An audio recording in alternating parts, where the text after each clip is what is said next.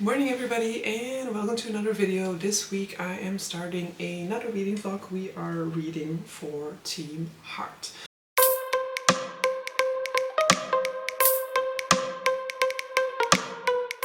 So this week is the final week of Gamenightathon. Gamenightathon is a readathon that I host twice a year. This is the July edition and the July edition is based on a board game, in this case the board game called Labyrinth. These are the cards for the game, but if you don't recognize it based on that, I understand. But so basically, if you are interested, you can definitely go and check out the announcement video. We are of course in the final week, and by the time you see it, the readathon will have been over.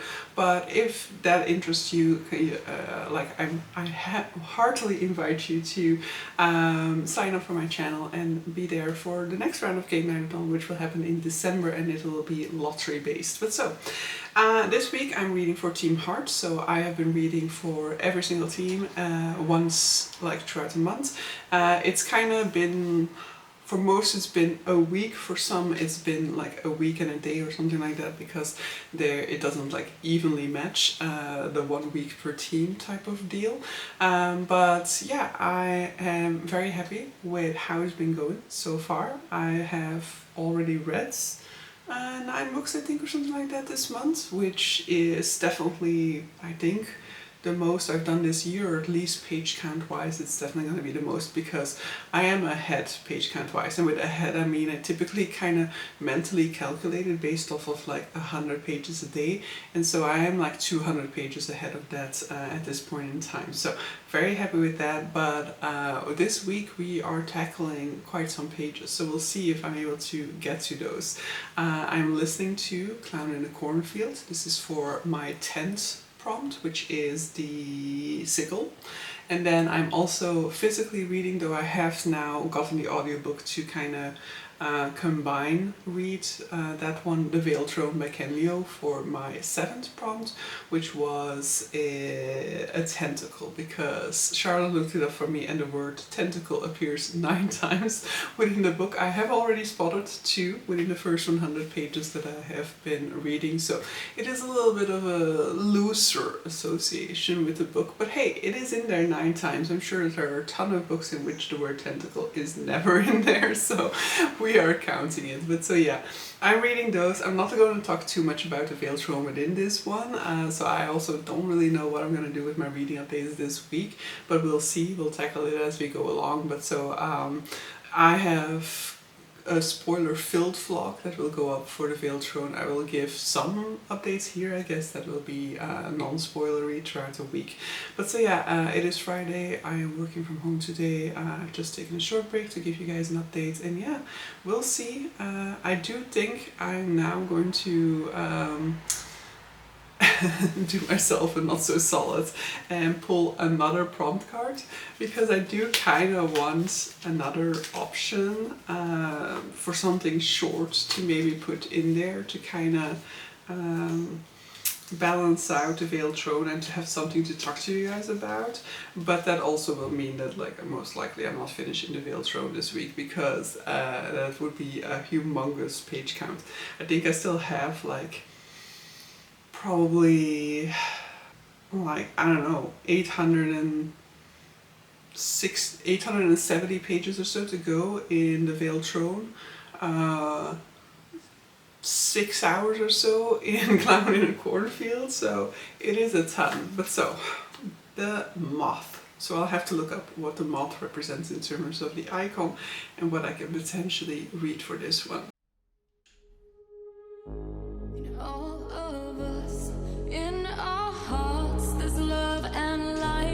Must realize we need to feel, we need to use this warmth that could make bright our lives. In all of us, in our hearts, there's love and light that we must realize. We need to feel, we need to use this warmth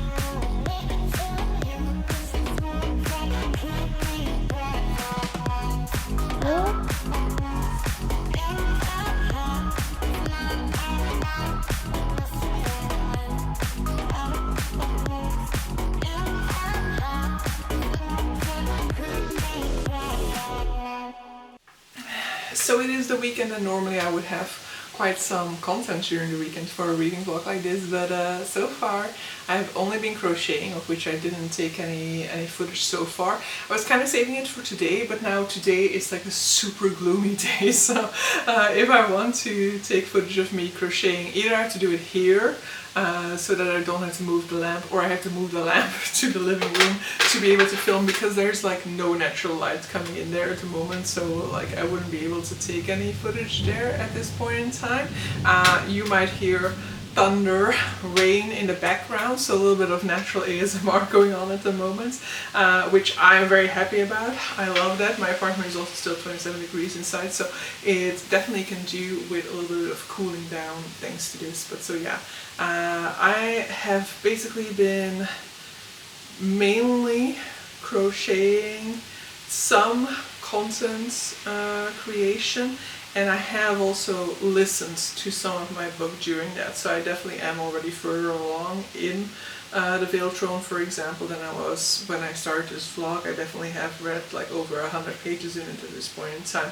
I have not started a book yet for meditation, and I was kind of thinking about like the Tao of Pu or something like that, but now I'm thinking like maybe I can interpret the meditation prompt as being peace of mind, in which case I could potentially try and finish Honor by Elif Shafak, which is a book that I've been in the middle of for like 2 months at this point in time, and so finishing it up this month would give me a lot of peace of mind. So that is something that I've also been debating doing.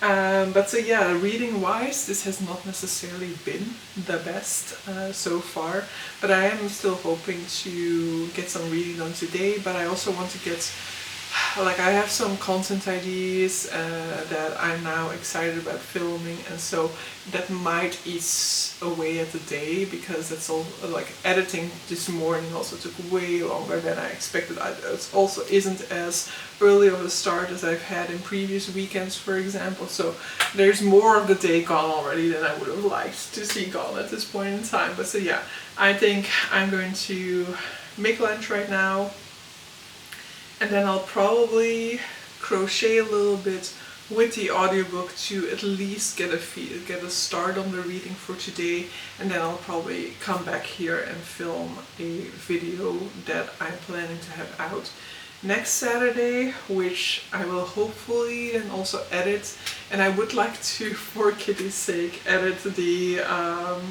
travel vlog, also because I feel like I'm procrastinating on it, so that would also be nice to film, and like not film, to edit that one as well. But that's a lot of editing, and that means not a whole ton of time would be left for reading.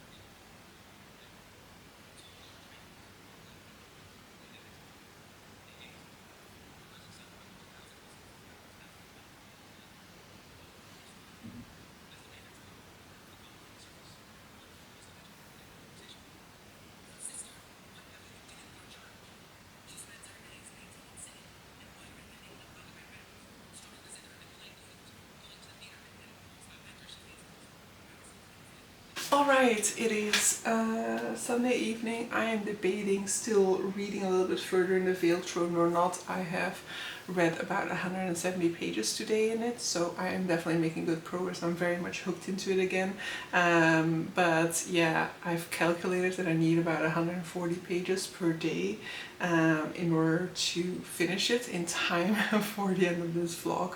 But I calculated that when I had already read a decent chunk in the Veiled Throne today, so I do still think that I need about like 40 or 50 pages more today.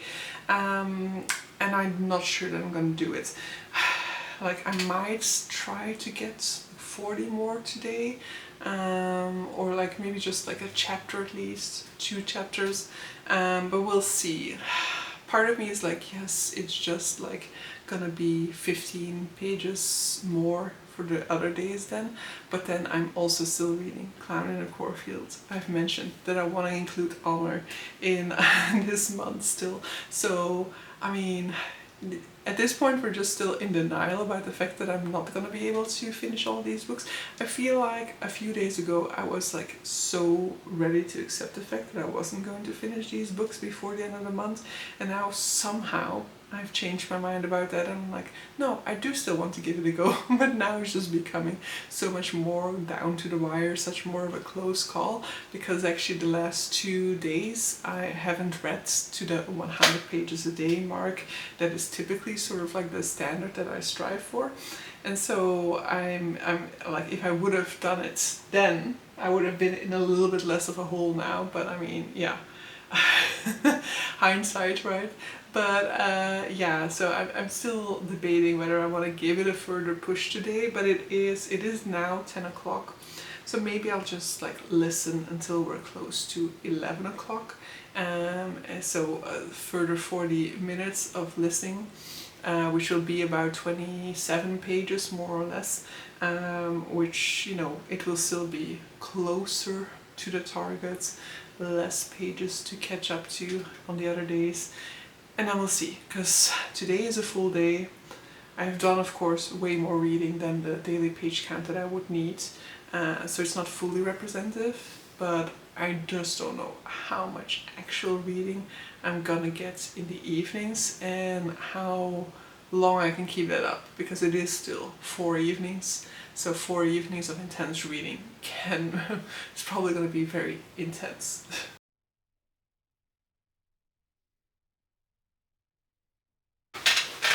Hello, it is Tuesday morning. Today they are announcing the Booker long list. Very much looking forward to that, because I do want to try and read the Booker long list again this year. I'm going to take a slower approach to it and just do it like 3 books per month.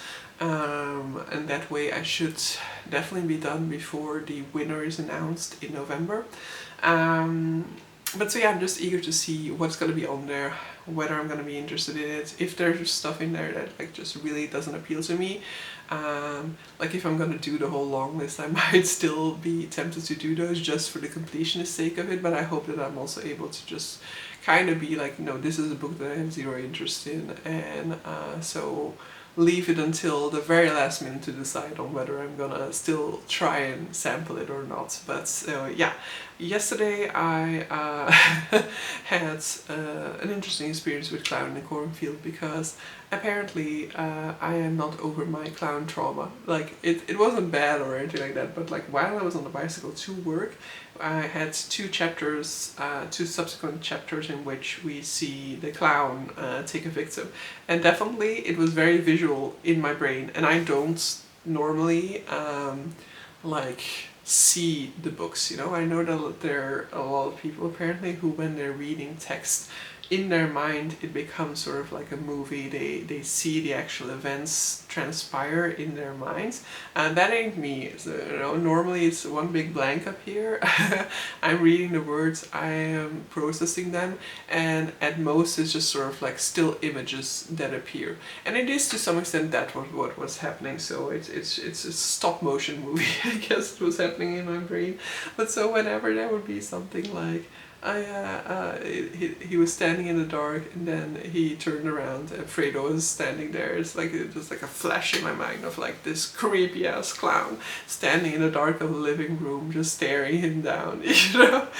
So it's kind of a combination of my clown trauma and my Mike Myers from Halloween trauma, because the clown in It is very annoying, you know, like the clown in It in principle isn't that scary to me. The trauma there comes from the fact that my sister was constantly covering my eyes whenever there was a scary scene, so I just built it up in my mind, so I never saw what actually was happening, so it was potentially like 20,000 times scarier than what was actually happening. But that clown is just like super stupid, you know, super annoying clown. Yeah, that clown is talking, it's constantly taunting the people. It's a very annoying clown, whereas this clown is silent, like Mike Myers. And when I first watched Halloween, I had for a week couldn't sleep, because occasionally I would like just startle awake and just like have to listen if somebody was breathing loudly in my vicinity, you know. So this is just a combination of two traumas here right now. So I'm still gonna listen on, but yeah, it's definitely on the verge of like a little bit uncomfortable for me. It's just which is the intention of a horror book, of course. It is definitely succeeding at unsettling me and making me somewhat scared. But so yeah. Most of your last night was spent reading in the Veiled Throne. I am going to slow down my reading for that a little bit, because I do want to make sure that I'm not just like rushing it for the sake of finishing it within the month of July. Like ideally, yes, I would finish it in the month of July so that I can go into August fully focusing on the next books. But you know, at the beginning of the week when I was kind of calculating where I would get in the Veiled Throne this week, I'm already past that point, so it's already a win. I already have less than half of the book to go. I think I'll probably be somewhere in the like 700 pages of this book and have like 200 plus pages to go in the month of August, which is not ideal, but it is also not like as bad as I thought it was going to be. So yeah, let that be that. Let me focus on getting Clown in Cornfield done and hopefully also Honor. And then just like chipping away like an hour or so a day in the Veiled Throne to still get that closer to completed by the end of this month, but like not rush it the way that I feel like I was doing yesterday. It's not like I wasn't enjoying my time with it, but I just felt like I was like more focused on, you know, like I need to get to this mark of the book tonight, or otherwise I won't be able to finish it within this month. And so even when I was feeling like, I feel like taking a break, I was like, no, it would be better to just continue like 3 more chapters. So that's, I don't want it to be, like, I want to be reading those 3 more chapters because I want to know what's happening in those 3 more chapters. I don't want to be reading those 3 more chapters because I feel like otherwise it's doomed. That's fine if it's the case of just like, not having read quite a lot, not having read a lot yet that day, you know. But now we're pushing to the 200 page a day mark, which is definitely a whole ton of pages for my reading pace. And so when I've just like read 40 pages in that day, and it's like, yeah, I mean, maybe try to read 3 more chapters just because that will leave you in a better spot. That to me feels very different than now when I'm already reading way more than I typically read in a day, still trying to push myself to do more just in order to read this arbitrary point of the 31st of July.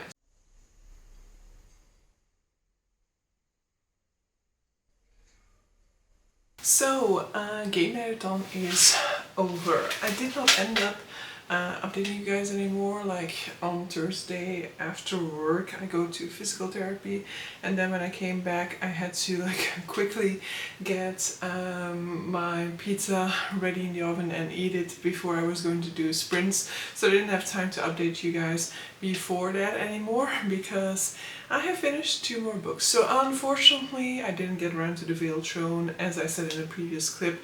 I just figured that, you know, I want to make sure that I'm enjoying my time with it and that I'm taking my time with it, so I deprioritized it, and basically I don't even know anymore whether I don't think I got anything done in that one anymore since that point. I mean, during the month of July. I have since already started reading it again in August, but so no further progress in that throughout this week, and that means that it did kind of struggle. It did suffer from the punishment, so even though I feel like I've made a huge amount of progress in that book across this week of reading, it did end up being quite, like, not negative for the point mark, but it was not the smash that I thought it was going to be.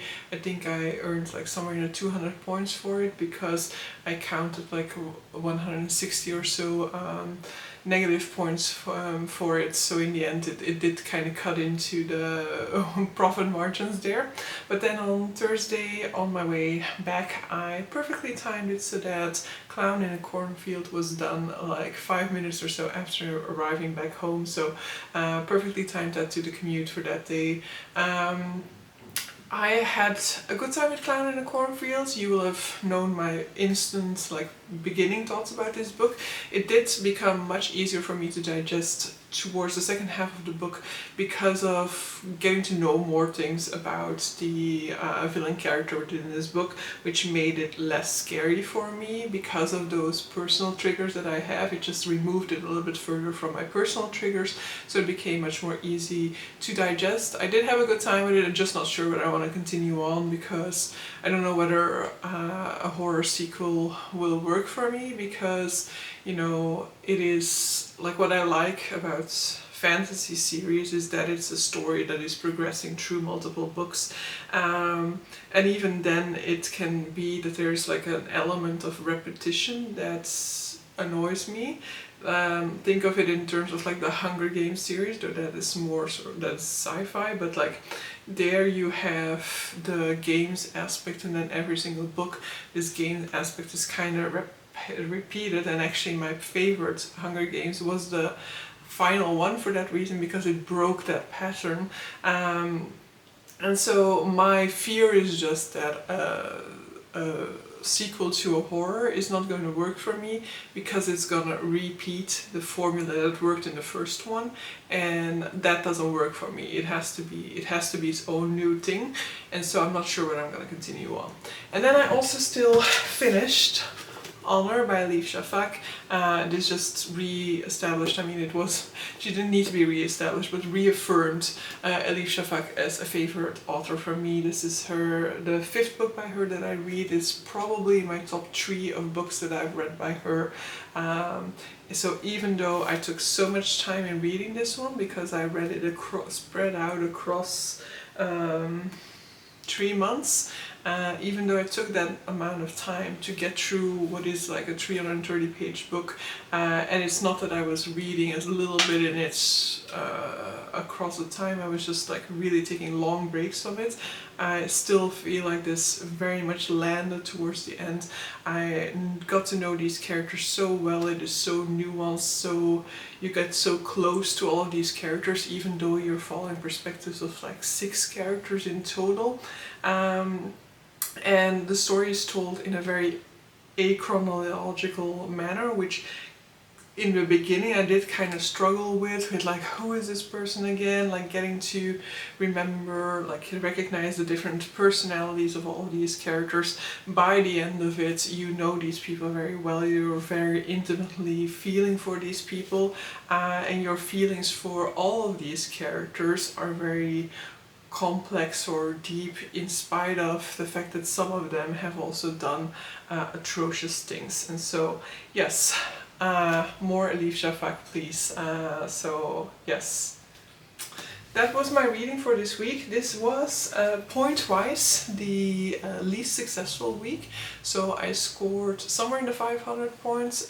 It will be on screen, of which only half of them of course are assigned to my team, but it has also in the meantime been announced, so by the time of you seeing this video, the result for Gamenightathon has been out for 4 days already, so they did win regardless of my contribution.